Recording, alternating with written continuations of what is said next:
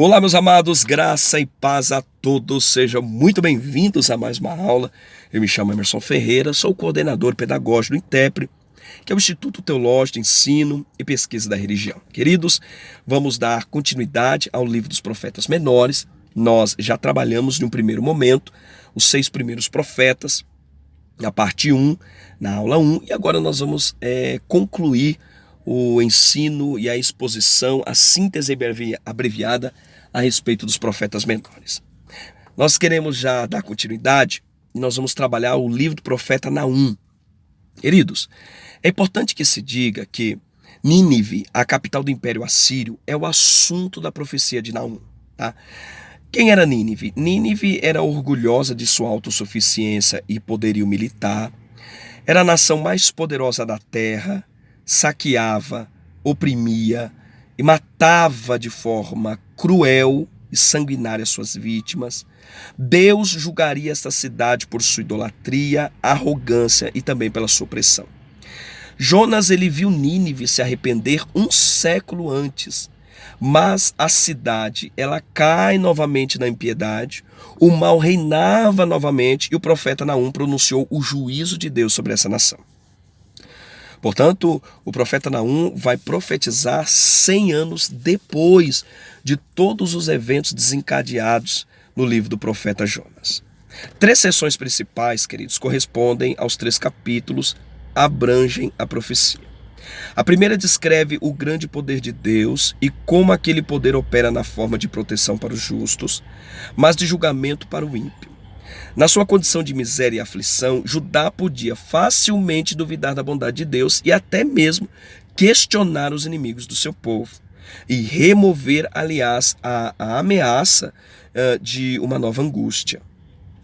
A predição do juízo sobre Nínive, ela caracteriza-se uma mensagem de consolação para Judá, na verdade. Tá? A segunda sessão principal, ela descreve o juízo que abaterá sobre Nínive. Tentativas de defender a cidade contra os seus atacantes serão em vão, porque o Senhor já decretou a queda de Nínive e a ascensão de Judá. As portas do rio se abrirão, inundando a cidade, varrendo todos os poderosos, e o palácio se derreterá. Essa é a descrição, está no capítulo 2, no verso número 6. O povo de Nínive será levado cativo, outros fugirão com terror, os tesouros preciosos serão saqueados, toda a força e autoconfiança será consumida perante o Deus de Israel. O covil do leão poderoso será desolado, porque eis que eu estou contra ti, diz o Senhor dos Exércitos. Capítulo de número 2, verso 11 e verso 13, tem a sentença categórica de Deus contra a nação de Nínive. Por fim, o terceiro capítulo ele forma uma seção final do livro. Tá? O julgamento de Deus parece excessivamente cruel, mas ele é justificado em sua condenação. Nínive era uma cidade ensanguentada. Tá? Era uma cidade culpada por espalhar o sangue inocente de outras pessoas. Na verdade, ela era uma cidade conhecida pela mentira, falsidade, rapina e devassidão. Tal vício era uma ofensa ao Deus Santo de Israel. Portanto, seu veredito de julgamento era simplesmente inevitável, irmãos. Deus estava dando o seu veredito, queridos. Essa cidade não escaparia do juízo divino. Tropas se espalharão, os líderes sucumbirão e o povo se derramará pelos montes. O julgamento de Deus ele sobreveio, tá? E os povos da Síria outrora que ela subjugou de forma tão impiedosa, agora se regozijavam de alegria e celebravam em resposta às então conhecidas boas novas. Amados, então a gente consegue depreender que o tema central é a destruição de Nínive, né? No livro do profeta Naum. A grande cidade, como era conhecida, que outrora se arrependera dos seus pecados através da mensagem do profeta Jonas, passado pouco mais de um século, mudou de comportamento a respeito do seu primeiro arrependimento e de tal maneira se entregar à idolatria, à crueldade e à opressão dos mais pobres. Nínive é chamada de cidade sanguinária, é chamada de cruel, E os assírios serão julgados por sua arrogância, por sua idolatria, seus inúmeros assassinatos, mentiras, traições e injustiças sociais. Naum revelou com detalhes o plano divino para destruir e devastar Nínive de forma completa, o que veio a ocorrer cerca de 50 anos depois as profecias do profeta Naum. O livro do profeta Abacuque, amados, que é o próximo livro dos profetas menores, vai nos dizer e vai nos situar, trazer alguns elementos extremamente importantes. Tá? Abacuque ele viveu durante um dos períodos mais críticos de Judá. Tá? Por quê? Porque o seu país havia caído. Na verdade, o seu país havia caído no auge das reformas do rei Josias para as profundezas da imoralidade. Né? Vai mostrar que os seus conterrâneos eles eram passivos de punição e estava evidente, tá, o exercício do juízo divino. Entretanto, Abacuque não entendia como um Deus santo poderia usar alguém pior do que os judeus para corrigi-los. O livro está organizado em torno de orações do profeta e das respostas de Deus em face a tais questionamentos. Praticamente nada se sabe sobre o profeta Abacuque, exceto que seu nome significa abraço ou significando que foi abraçado por Deus. Alguns o têm identificado como levita em virtude de algumas observações musicais feitas ao salmo litúrgico, está muito presente no capítulo número 3. Entretanto, tal raciocínio não se mostra lógico, pois, do mesmo modo, Davi escreveu vários salmos litúrgicos e não era levita, né? Amados, o tema central é a aflição dos piedosos e a prosperidade dos ímpios. Esse é o trabalho do profeta Abacuque, ou que está presente nas entrelinhas do livro que leva o nome do profeta. Abacuque ele é contemporâneo do profeta Jeremias. Ele profetizou em Judá durante a queda da Síria e a invasão de Jerusalém pelos babilônios, por volta do ano 605. Tá? O livro é o único do seu gênero, por não ser uma profecia dirigida diretamente a Israel, mas sim é um diálogo entre o profeta e Deus. Abacuque queria saber por que Deus não fazia algo a respeito da iniquidade que predominava em Judá. Então, queridos, Deus lhe responde que enviaria babilônios para castigar a Judá. Essa resposta divina deixa o profeta ainda mais confuso.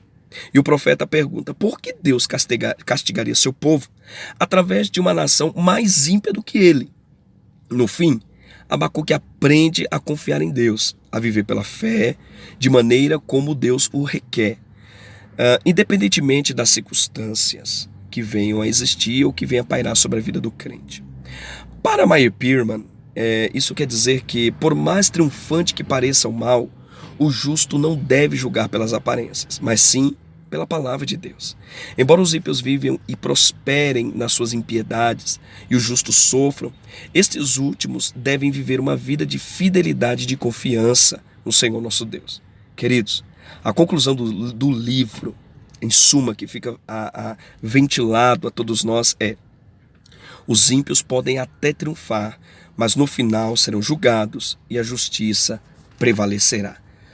O livro do profeta Abacuque sem sombra de dúvida, além de ser um livro de predições que Deus enviaria sobre o seu povo, é também, sem sombra de dúvida, uma grande obra poética, um diálogo muito aberto entre o profeta e o próprio Deus. É um estilo diferenciado do exercício profético entre os livros dos profetas. Tá? Sem sombra de dúvida, uma obra que se torna peculiar e singular nesta categoria de livros proféticos. O livro do profeta Sofonias, que é o próximo livro, Sofonias é como os demais profetas, tanto os anteriores quanto os posteriores, ele advertiu o povo quanto às consequências de abandonar ao Senhor. Aproximadamente 100 anos antes dessa profecia, o reino do norte, que era Israel, havia sido derrotado pela Síria. O povo havia sido levado cativo e a terra havia sido recolonizada pelos estrangeiros. Nem assim o povo se intimidava. Devido à sua bonança e prosperidade, a nação não se importava mais com seu Deus, adorando a Baal, Moloque e até as hostes estelares é o que vai relatar no livro de 2 Reis, no capítulo número 23. Embora houvesse tentativas ocasionais de renovação, Judá não sentia pesar algum por seus pecados.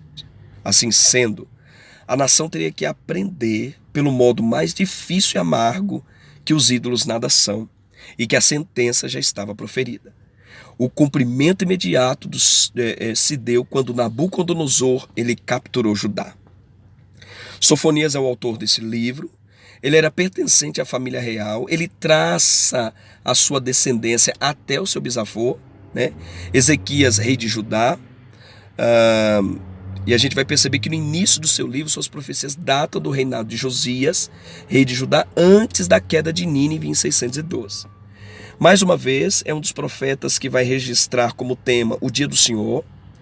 É o profeta do juízo final, ele é considerado como profeta do juízo final, dado a grande ênfase que ele dá ao dia do Senhor, assim como faz Joel em seu livro também.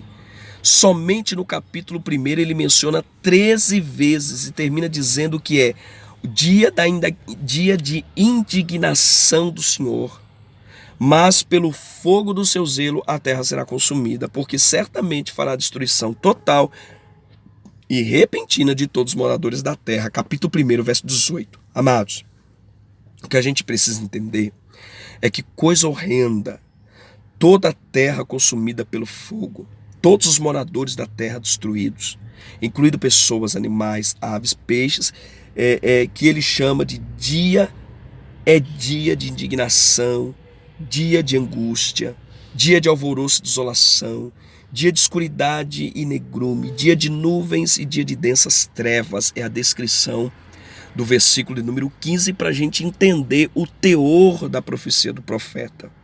No dia do Senhor, a justiça é estabelecida. Este é um momento positivo para as vítimas, mas o dia do acerto de contas para os opressores. É importante se dizer que ele também profetizou durante o reinado do rei Josias. Tá? O livro do profeta Sofonias é, sem sombra de dúvida, uma mensagem de juízo que seria exercido sobre a nação de Judá, que Deus já havia decretado. Queridos, o livro do profeta Ageu é um livro também extremamente importante. É importante que se diga aqui que o livro do profeta Ageu, Zacarias e Malaquias são também considerados livros dos profetas pós-exílicos, isto é, aqueles que seguramente profetizaram após o exílio babilônico. É importante se perceber que a linguagem e a abordagem desses profetas vão diferir dos demais profetas, tanto os pré-exílicos como os exílicos, porque eles estão sobre um outro contexto histórico. A nação está num momento de restauração, de renovação. Então, o contexto, a visão do profeta, a mensagem, ela possui uma outra vertente. E extremamente importante a gente entender o conceito histórico desses livros. O livro do profeta Ageu, né? Ageu ele estava entre os que voltaram da Babilônia para Jerusalém sob a liderança de Zorobabel. O remanescente que havia regressado do cativeiro estava mais preocupado com seus assuntos particulares, com a sua própria vida, seu próprio eu, e com o embelezamento de suas casas, do que com a reconstrução da casa de Deus. A ponto do profeta Ageu exortar o povo a reconstruir o templo de Deus e restituir o calendário litúrgico, incluindo o que, irmãos? Os sacrifícios, a adoração e as festas levíticas, que estavam descritas todas no Pentateuco. O profeta Ageu ele foi o primeiro profeta a vaticinar após o exílio. Sendo assim, o primeiro profeta pós-exílico. Mais uma vez dizendo aqui o que eu havia mencionado no início.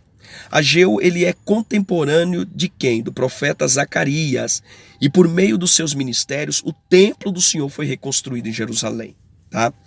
O livro é obra do próprio profeta Ageu, certamente ele é o autor do livro. Pouco se sabe sobre a vida do profeta, além do ministério profético que lhe fora designado. Tá? Só Esdras vai mencionar ele lá no capítulo 5, verso 1 e no capítulo 6, verso 14. E o seu nome ele é um nome ímpar, né? Sendo o único com esse nome no Antigo Testamento. O nome do profeta Ageu, ou o nome Ageu, significa festivo ou alegre, Queridos, o tema do profeta Ageu vai girar em torno da reconstrução do templo. Os primeiros imigrantes judeus a retornarem a Jerusalém eram mais de 42 mil, mais precisamente, segundo o que está em Esdras capítulo 2, eram cerca de 42.360 judeus que retornaram.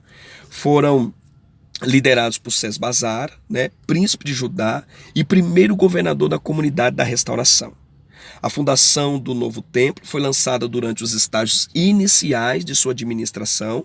Logo, vizinhos hostis, que eram os samaritanos, eles empregaram seus ardis para interromper aquela obra. Então, foi ordenado por um decreto imperial que a obra fosse interrompida de fato. O estado de indiferença, ele apoderou-se dos exilados que haviam retomado com o intuito de reconstruir a casa de Deus. Ao invés de construírem o templo, eles estavam ocupados adornando suas próprias casas. E como consequência e resultado dessa negligência, queridos, foram castigos com seca e com a esterilidade. Outro grupo de imigrantes, agora sob a liderança de Zorobabel, o governador, e Josué, o sacerdote, retornaram a Jerusalém por volta de 522 a.C.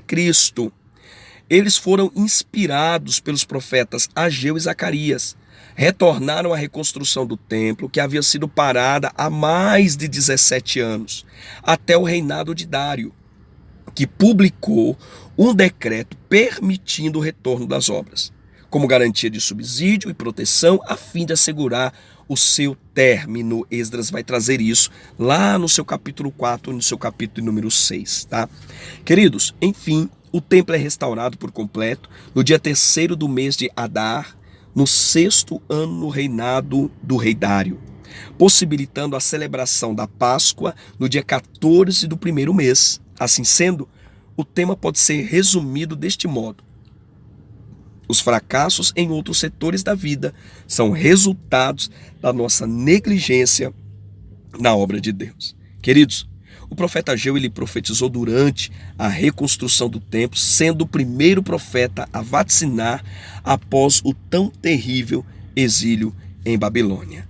O livro do profeta Ageu é consideravelmente um dos livros mais significativos, porque é através do exercício profético desse ministério que a obra de Deus é retomada, o templo é reconstruído após um período de apatia sobre o povo e o nome de Jesus é glorificado. Amém, amados?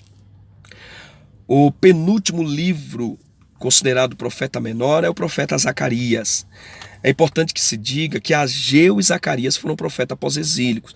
Ministraram aos judeus remanescentes que retornaram a Judá para reconstruir o templo e sua nação, sob o decreto do rei Sírio, que havia sido predito cerca de 6 séculos antes de seu decreto pelo então afamado profeta Isaías. Cerca de 50 mil pessoas retornaram para o Jerusalém, sob a liderança de Zorobabel e Josué. Rapidamente, eles reconstruíram o altar, iniciaram a construção do templo. Todavia, logo a apatia ela veio e se estabeleceu entre o povo. À medida que eles foram cercados pela oposição dos vizinhos samaritanos, que finalmente foram capazes de conseguir uma ordem do governo da Pérsia para interromper a construção, então, durante um bom tempo, a construção foi obstruída pelo desânimo, pela preocupação com as outras atividades, tá? Isso vai ficar muito claro. Todavia, queridos, o que a gente precisa entender também é que Zacarias e Ageu, eles persuadiram o povo a voltar ao Senhor e aos seus propósitos para restaurar o templo. Sua mensagem foi além daquelas paredes físicas e das questões daquela época. Falou do Messias, aquele a quem Deus enviaria para salvar o seu povo e para reinar sobre toda a terra. Zacarias, ele é um profeta provavelmente nascido na Babilônia, tá? Provavelmente ele descende de uma família sacerdotal, sendo identificado como filho de Berequias e neto de Ido. Esdras registra Zacarias como filho de Ido. Neste caso, amados, a gente precisa entender que a palavra filho é usada para designar descendente. Tá? A palavra filho aqui ela é utilizada para designar descendente, não confunda. Tá? Assim sendo, Zacarias ele era membro da tribo de Levi, exercendo o ministério profético e sacerdotal ao mesmo tempo. Tá? O seu nome significa Yahvé se lembrou. Ele propiciou para a época, como também para a mensagem que trouxe, tá? Na verdade, esta palavra, o significado remete muito bem ao desencadear, o desdobramento da sua profecia, né? Que na verdade Deus se lembra do seu povo, intervém em favor do seu povo, e o nome do Senhor nosso Deus é glorificado na reconstrução, significando, dando ênfase ao significado do seu nome, que é Yahvé se lembrou. Amados, na verdade o livro do profeta Zacarias, o tema central sem sombra de dúvida, palavras de consolo, né? Zacarias ele encoraja o povo a abandonar o pecado em suas vidas e continuar na reconstrução da casa do Senhor. A sua mensagem foi de repreensão, exortação e também uma mensagem de incentivo. Queridos, devido à oposição local e ao desencorajamento do povo, Zacarias transformou essa situação calamitosa em uma cena gloriosa. As suas visões descreveram o juízo dos inimigos de Israel, as bênçãos preparadas para Jerusalém e a necessidade do povo de Deus permanecer puro perante o Senhor. Somente a obediência à voz do Senhor traria as tão esperadas bênçãos, prosperidade e justiça da era messiânica. Amados, a esfera de atuação do profeta Zacarias, que foi contemporâneo de Ageu, tendo iniciado seu ministério ainda jovem, a gente vai perceber isso lá no capítulo 2, verso 4, 2 meses depois de Ageu ter iniciado seu ministério, tá? E continuou até o 2º ano depois do exercício do ministério do profeta Ageu. Queridos, sem sombra de dúvida, 2 grandes profetas considerados por muitos eruditos como o profeta ou os profetas da restauração. O último dos profetas menores é o profeta Malaquias. Queridos, o que a gente precisa entender é que quando Malaquias escreve o seu livro, o templo já estava reconstruído. Já havia retomado a adoração ao Senhor, entretanto, precisavam ser lembrados de sua desobediência voluntária. A começar por quem? Pelos sacerdotes, pela liderança. O livro do profeta Malaquias é, sem sombra de dúvida, um vaticinar de Deus, uma mensagem diretamente à liderança de Judá. É importante que se diga que também incluía cada um em particular de forma individual. Então Deus fala com a liderança e Deus também fala com o povo, mas prioritariamente Deus vai à liderança, corrigindo a liderança, conforme a gente vai ter no capítulo 1, do verso 1 até o verso 9, tá? E depois a gente vai entender que a cobrança e as advertências de Deus também vão, poderíamos dizer, vai ter seu efeito da forma particular na vida de cada um, lá no capítulo 2, do versículo 10, e no capítulo 3 também, versículo de número 15. É importante se dizer que eles mostraram desprezo pelo nome de Deus, oferecendo sacrifícios profanos, levaram outros pecados, tá? Infringiram as leis do Senhor, chamaram o mal de bem, guardaram os dízimos e ofertas de Deus para si mesmos, tornaram-se arrogantes. Por tudo isso o relacionamento foi rompido. Então eles experimentaram o juízo e os castigos divinos. Malaquias pintou um retrato impressionante, amados, da deslealdade de Israel, mostrando claramente ser o povo merecedor desse castigo. O que a gente precisa entender é que nada se sabe sobre a vida da família do profeta, né? Sua cidade natal, o seu cargo ou a data do seu ministério, fora das páginas desse pequeno livro. A tradição atribui a Esdras a autoria do livro do profeta Malaquias, tá? O livro do profeta Malaquias vai discorrer como tema central a grandeza de Deus, né? Porque o profeta Malaquias apresenta o quadro de um povo religioso externamente, mas interiormente indiferente e falso, tendo o culto se tornado enfadonho e cansativo para eles, porque nele colocavam o coração. Os sacerdotes pouco se importavam com o que ofereciam a Deus, de modo que ofereciam o animal cego, o coxo e o animal enfermo. Eram animais que pela lei na Torá, presente na Torá, extremamente proibidos e considerado uma profanação perante o Senhor. Queridos, a grave natureza do pecado dos sacerdotes e do povo em geral inevitavelmente ocasionou o juízo de Deus. Questionavam o seu amor, eles passaram a questionar a sua honra e questionar a sua grandeza, questionar a sua justiça, chegando ao ápice questionando o seu caráter. Tá? Por 3 vezes, lá no capítulo 1, verso 11 até o verso 4, se você ler, você vai perceber que o Senhor ele declara a sua grandeza. E 10 vezes em todo o livro ele chama a atenção para a honra devida ao seu nome. O livro vai terminar com uma profecia da vinda do Elias, o precursor do Messias, antes do grande e terrível dia do Senhor. Ou seja, o livro do profeta Malaquias tem uma mensagem histórica para os sacerdotes, para o povo de sua época, mas também, como está muito presente na vida nos escritos de boa parte dos profetas, eles também fazem uma alusão apocalíptica e futurista. Queridos, a esfera de atuação desse livro, entende-se que o profeta Malaquias ele era contemporâneo de Neemias. Tá? Em sua época, Jerusalém e o templo haviam sido restaurados, tá? Denunciando os mesmos males que existiam na época de Neemias. Percebe que Neemias vai fazer esta denúncia também, lá no capítulo 13, no verso 10.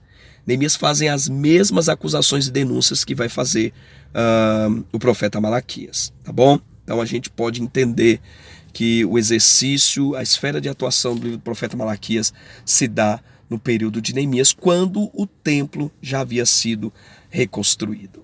Amém, queridos? Amados, terminamos por aqui as nossas aulas sobre os livros proféticos. Nós subdividimos em 2 classes, profetas maiores e menores. Nós entendemos que os profetas tiveram atuações em tempos distintos na história, denominados de profetas pré-exílicos, profetas exílicos e profetas pós-exílicos.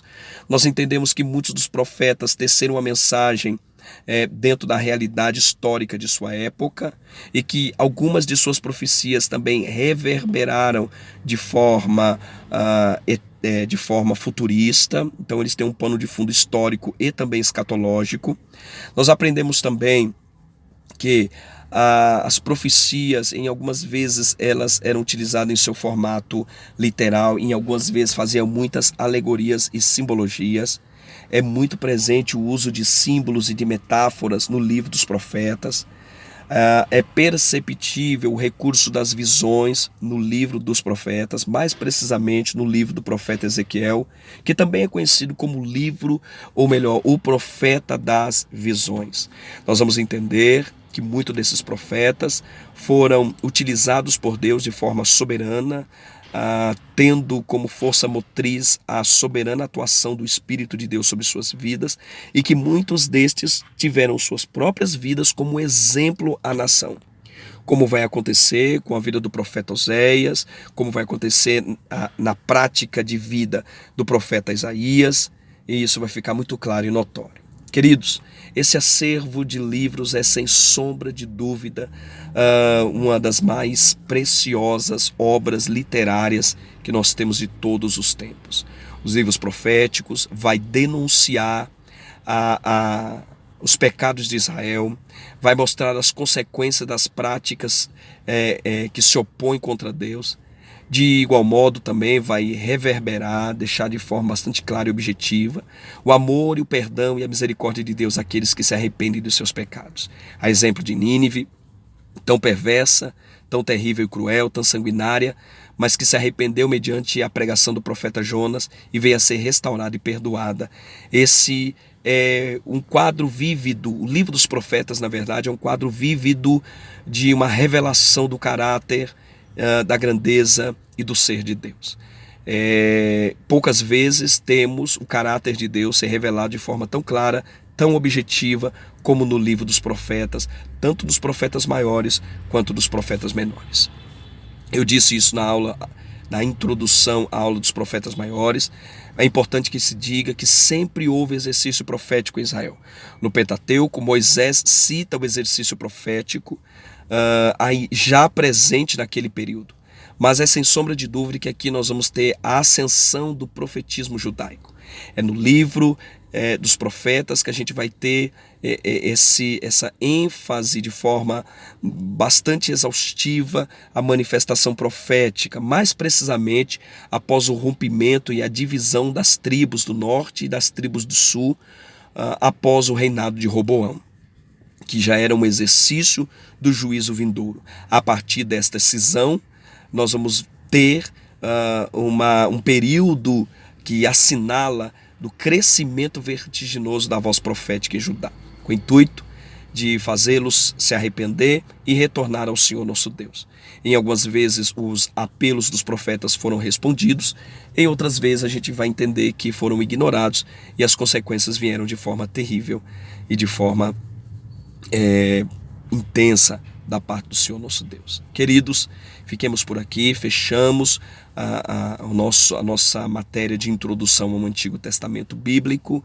Te espero na próxima aula e nós vamos trabalhar já uma nova disciplina, a introdução ao Novo Testamento Bíblico. Amém, queridos? Fiquemos por aqui. Não se esqueça, INTEPRE, Instituto Teológico de Ensino e Pesquisa da Religião, comunicando excelência à sua vocação.